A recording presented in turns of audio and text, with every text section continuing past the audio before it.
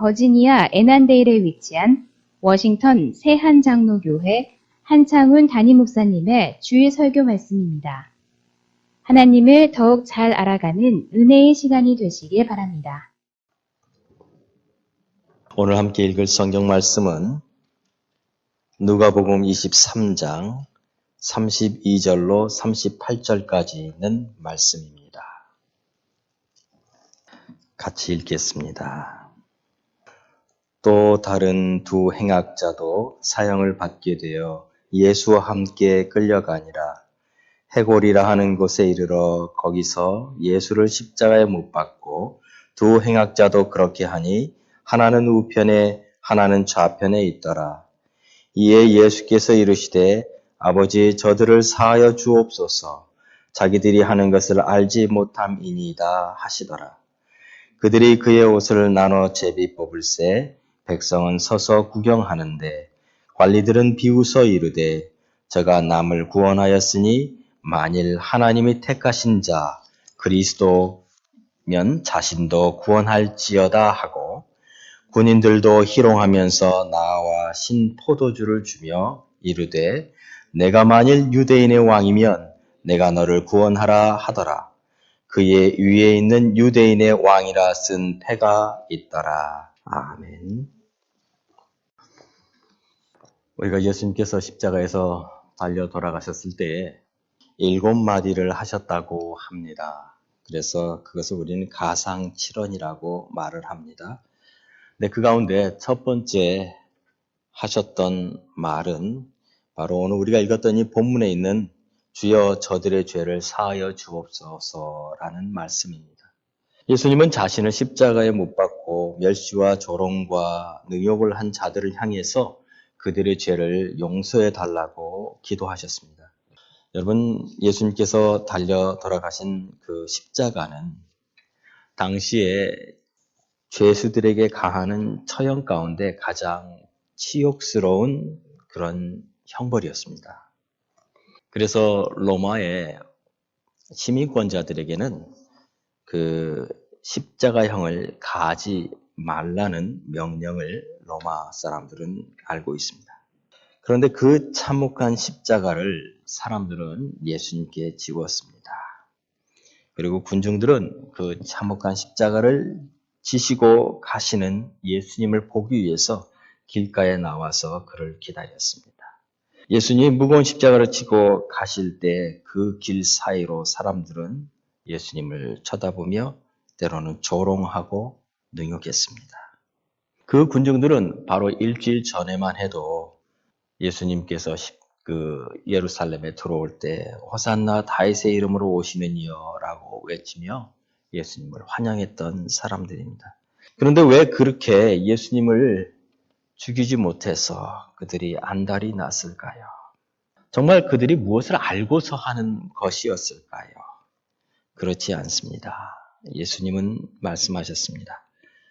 저들이 하는 것을 알지 못함이니이다 라고요. 그들은 전부 속고 있었습니다. 사단에게 속고 있었습니다. 저들은 예수님이 하나님의 아들이라는 것을 받아들일 수 없었습니다. 그래서 예수님이 하시는 그 기적을 보고도 예수님이 전하시는 말씀을 듣고도 그들은 깨달을 수가 없었던 것이지요. 다만 그들이 예수님께 왔던 까닭은 그저 먹고 배부른 것뿐이었습니다. 사단은 철저히 그들을 속였고 그들은 속았습니다. 그래서 오늘 이 본문에 있는 말씀처럼 예수님은 십자가를 지시고 골고다의 언덕에 오르셔야 했습니다. 이미 채찍으로 맞으셔서 온몸은 찢기셨고 살점은 떨어져 나가 온몸에 피자국이 가득했습니다. 그런 예수님을 보기에 사람들은 길가 좌우에 늘어섰던 거죠. 무엇 때문에 그들은 바라바로 놓아주고 예수님은 십자가에 못 박으라고 그렇게 외쳤을까요? 우리는 이해할 수가 없습니다. 다만 예수님이 자신이 하나님의 아들이라고 선포했던 것, 누가복음 22장 70절에 있는 것처럼 그들이 묻죠. 그러면 네가 하나님의 아들이냐라고 물을 때 예수님 대답하시기를 너희들이 내가 그라고 말하고 있다라고 말씀하셨던 그 말씀을 그들은 들을 수가 없었던 것입니다. 마치 스데반 집사님이 예수님이 그리스도라고 증거할 때 그들은 전부 자기들의 귀를 막고 분을 참지 못했던 것처럼 예수님이 하시는 그 말씀을 들을 수가 없었던 것이죠. 결국 예수님은 골고다, 바로 해골이라고 불리우는 언덕에 오르셨습니다. 그리고 양손에 못이 박히셔서 십자가에 달리셨습니다. 예수님의 머리에는 면류관이 하나 쓰여져 있었습니다. 그런데 그 면류관은 금으로 만든 면류관이 아닌 가시로 만든 면류관이었습니다. 그리고 그 가시에 찔린 머리에서는 피가 계속 흘러내리고 있었습니다. 그리고 예수님 바로 머리 위에는 패를 하나 써붙였습니다. 유대인의 왕이라고. 그리고 마치 왕 주위에는 신하들이 쭉 늘어서 있는 것처럼 두 명의 강도를 한 명은 이쪽에 한 명은 저쪽에 그렇게 매달아 놓았습니다. 그리고 왕이 신하들과 함께 술잔을 마시면서 건배하는 것처럼 군병들은 예수님에게 신포도주를 건넸습니다. 그리고 희롱했습니다. 그러면서 그들이 외쳤습니다. 만일 내가 유대인의 왕이라면 내가 너를 구원하라. 내가 스스로 거기서 내려와 보라. 내가 왕인 것을 증명해 보라. 라고 말했던 것이죠. 누가복음 23장 37절에 이렇게 말합니다. 이르되 네가 만일 유대인의 왕이면 내가 너를 구원하라. 네가 구원자냐? 그러면 구원을 베풀어 보라. 네가 네 스스로도 구원을 베풀어 보라. 라고 그들은 예수님께 감히 이야기한 것입니다. 그런데 예수님은 그 십자가상에서 구원을 베푸십니다. 모든 인류의 죄를 위해서 십자가에서 죽으시면서 그들을 구원하십니다. 뿐만 아니라 바로 옆에 있는 함께 매달려 죽어가는 그 강도에게 구원을 베푸십니다. 누가복음 23장 39절에 보면 달린 행악자 중 하나는 비방하여 이르되 내가 그리스도가 아니냐?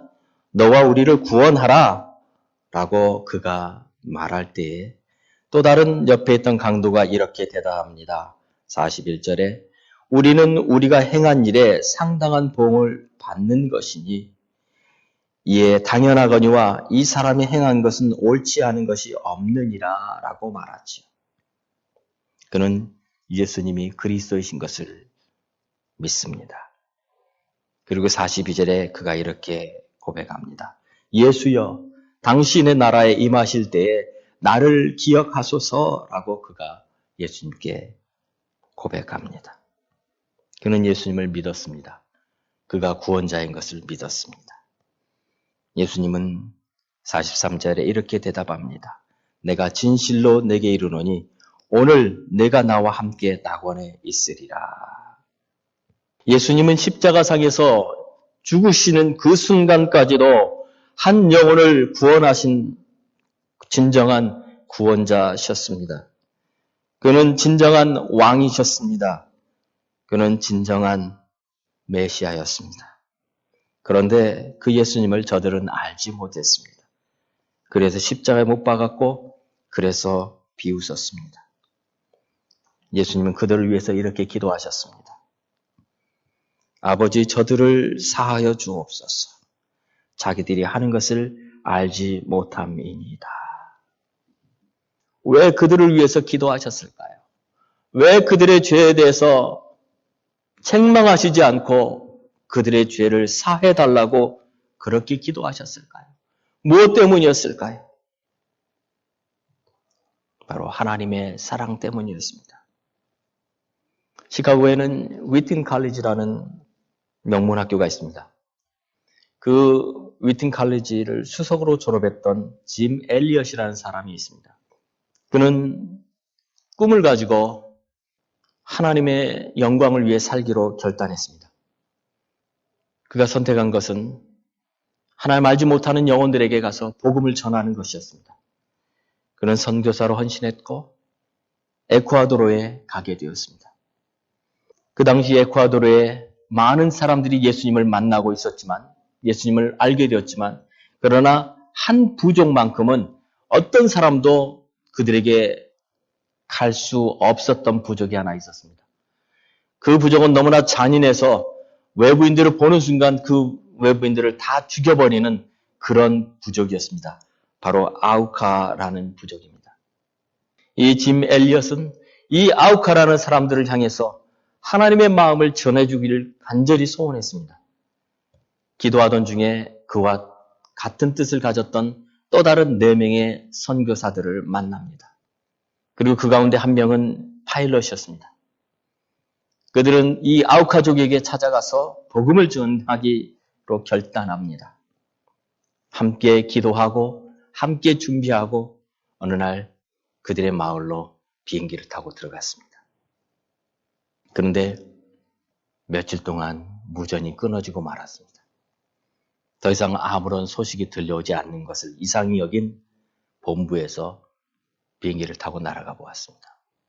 그들은 그 아우카 부족이 사는 마을 한가운데에 있는 어떤 강에 백인 남자가 쓰러져 있는 것을 발견합니다.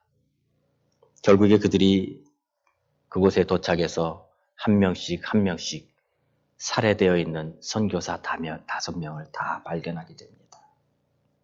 그런데 그들이 발견한 것은 그 선교사들은 총을 가지고 있었다는 겁니다.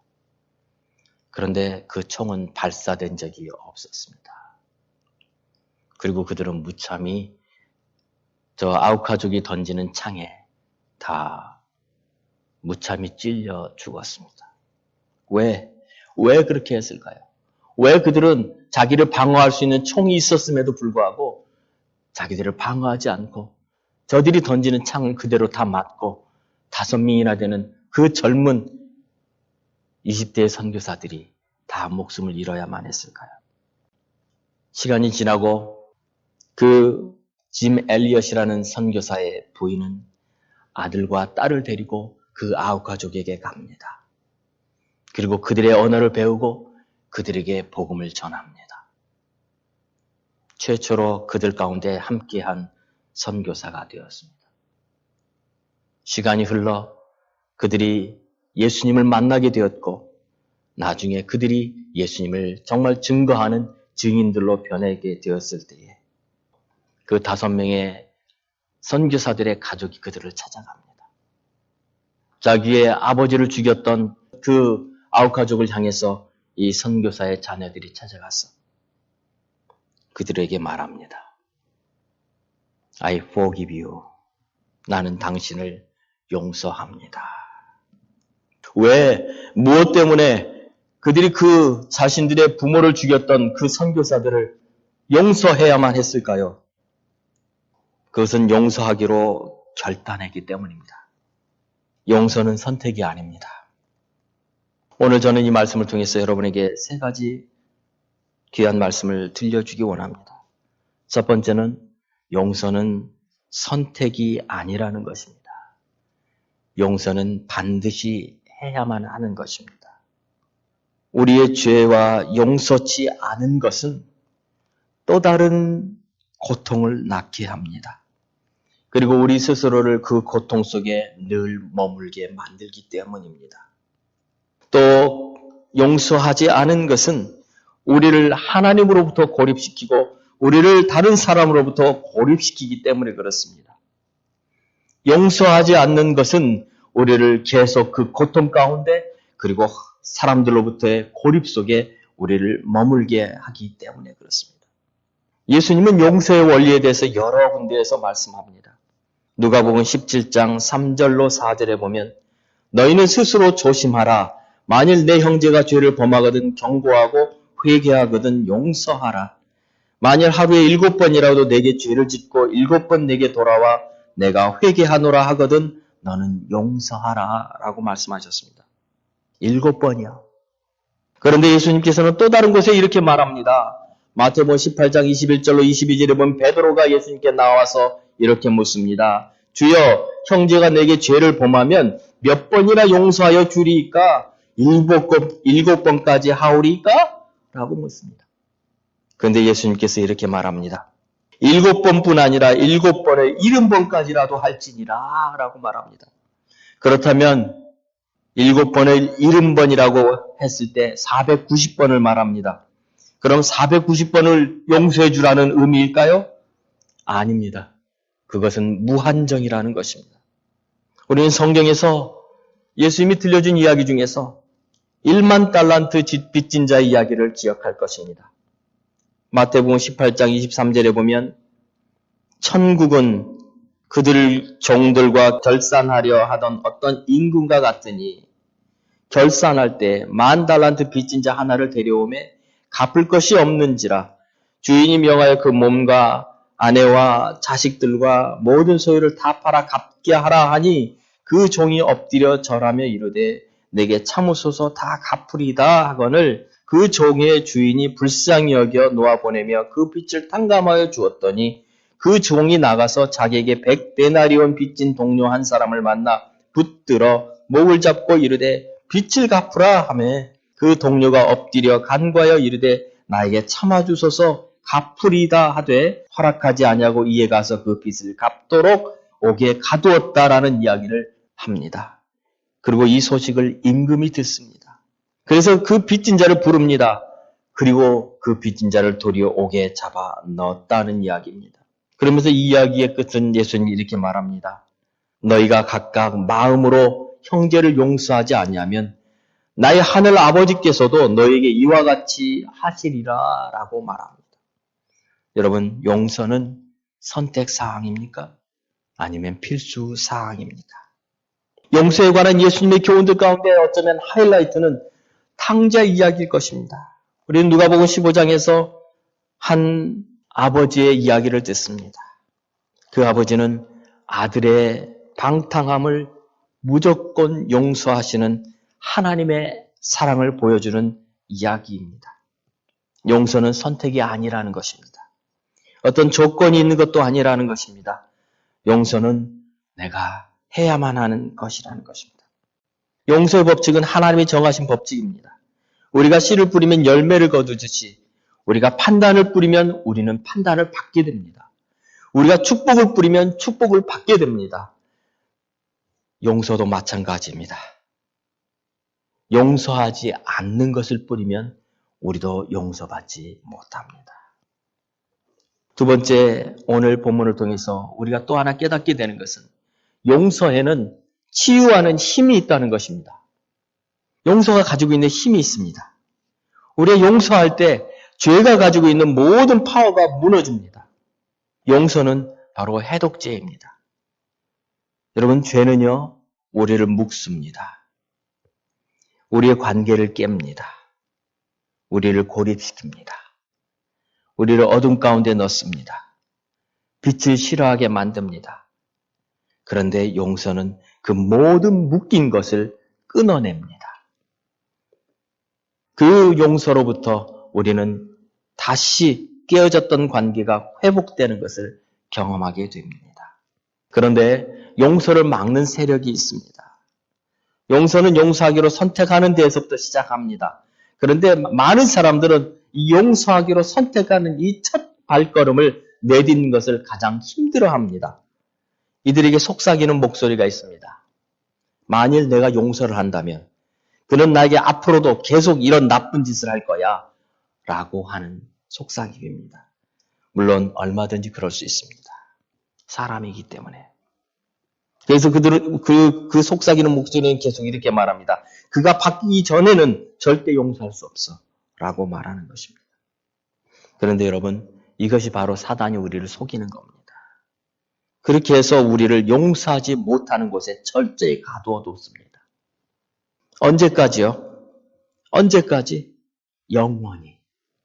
그러나 나에게 상처를 준 그 사람에게 우리는 회개를 요구할 수 없습니다.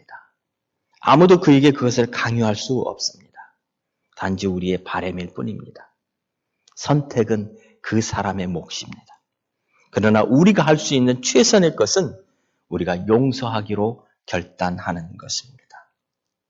용서를 막는 이 세력을 무너뜨릴 수 있는 유일한 방법이 있습니다. 요한 크리스토퍼 아놀드라는 사람이 쓴 용서라는 책에는 한 몇 가지 정말 우리의 가슴을 울리는 이야기들이 있습니다.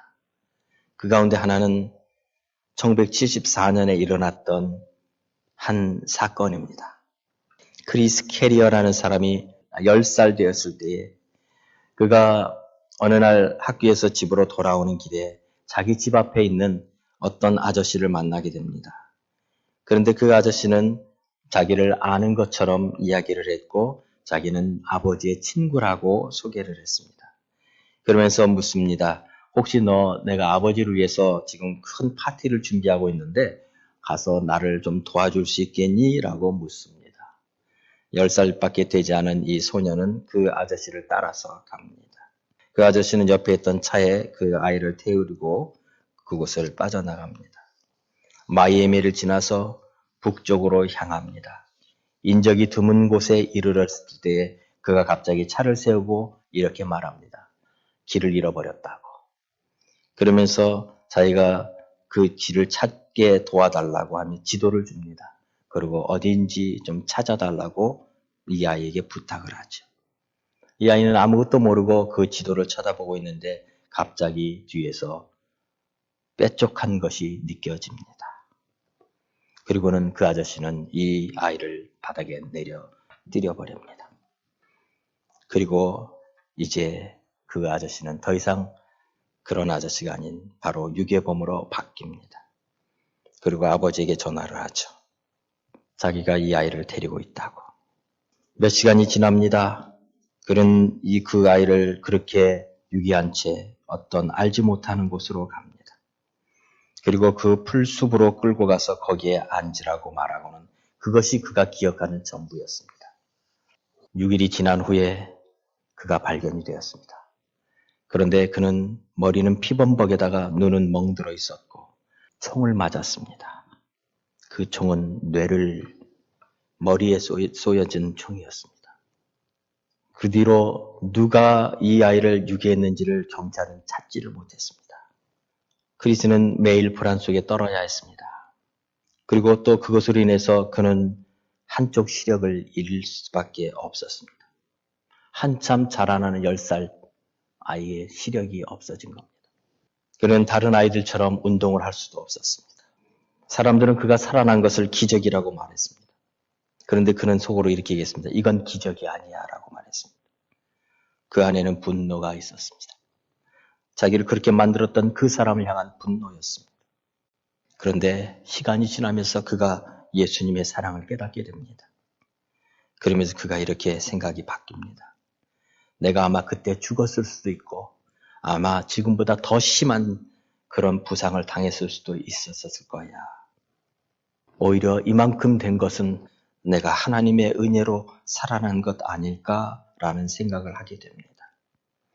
그의 안에 있었던 모든 적개심과 복수심은 어느 순간 연민으로 바뀌어 가기 시작합니다.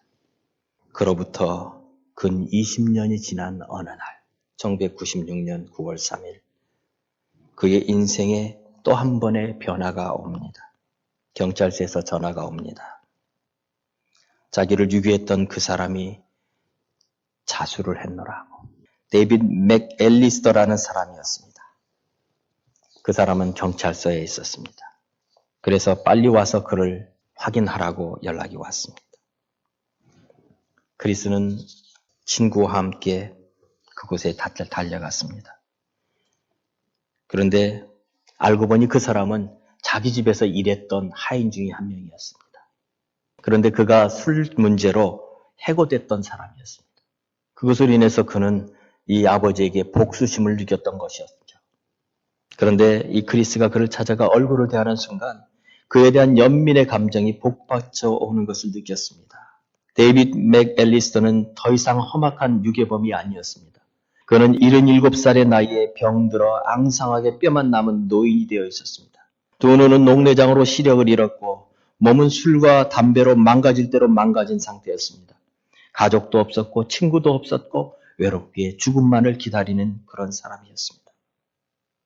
그에게 이제 말을 겁니다. 차마 자기가 얘기할 수 없어서 친구가 말을 걸기 시작하면서 이렇게 묻습니다. 혹시 그 애에게 당신이 했던 일을 사과하고 싶다는 생각을 해보셨습니까? 그러자 그가 이렇게 대답합니다. 예, 정말로 그렇게 하고 싶습니다.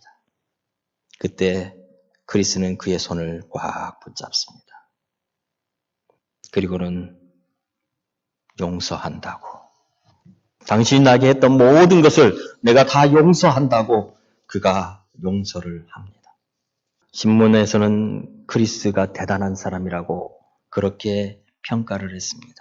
무엇이 그로 하여금 그렇게 용서할 수 있게 했는지 이해할 수 없다고 그렇게 신문에서는 이야기했습니다. 그런데 크리스는 이렇게 얘기했습니다.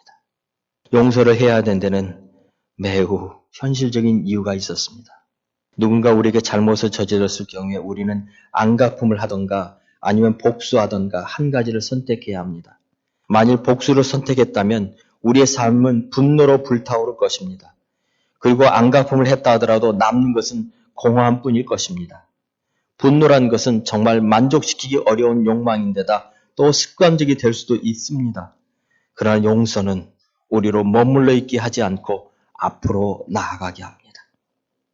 또 하나 절실한 이유가 있습니다. 바로 용서는 하나님의 선물이며 하나님의 은총이라는 것입니다. 제가 용서의 선물을 거저 받았기에 저도 거저 주기로 결단한 것입니다. 그리스의 그 용서는 한 사람의 삶을 완전히 바꿔놓았습니다. 그 사람은 더 이상 유괴범이 아닙니다. 그냥 불쌍한 한 영혼입니다. 사랑하는 성도 여러분, 용서는 바로 여러분 자신을 위한 것입니다. 용서는 다른 누구를 위한 것이 아닙니다. 바로 여러분 자신을 치유하는 하나님의 은혜입니다. 진정한 치유는 용서하는 데서 시작합니다. 내가 용서할 때 비로소 관계가 이루어지기 시작합니다. 하나님이 우리를 용서하신 그 사랑을, 그 용서를 내가 이제는 베풀겠습니다라는 그 고백이 바로 우리의 고백이 되어야 되는 것입니다. 사랑하는 성도 여러분, 오늘 우리는 이 말씀을 통해서 이제는 용서받기만 하는 사람이 아니라 이제는 용서하는 사람들이 되어야만 할 것입니다. 그 용서는 바로 예수님의 십자가에서 가능합니다. 우리의 능력으로 할 수 없는 것입니다. 그러나 예수님의 십자가를 묵상할 때 가능합니다. 예수님은 아버지 저들을 사하여 주옵소서. 자기들이 하는 것을 알지 못함이니이다 라고 기도했던 것처럼 우리 사랑하는 성도 여러분들도 정말 아버지 저들이 알지 못하나이다.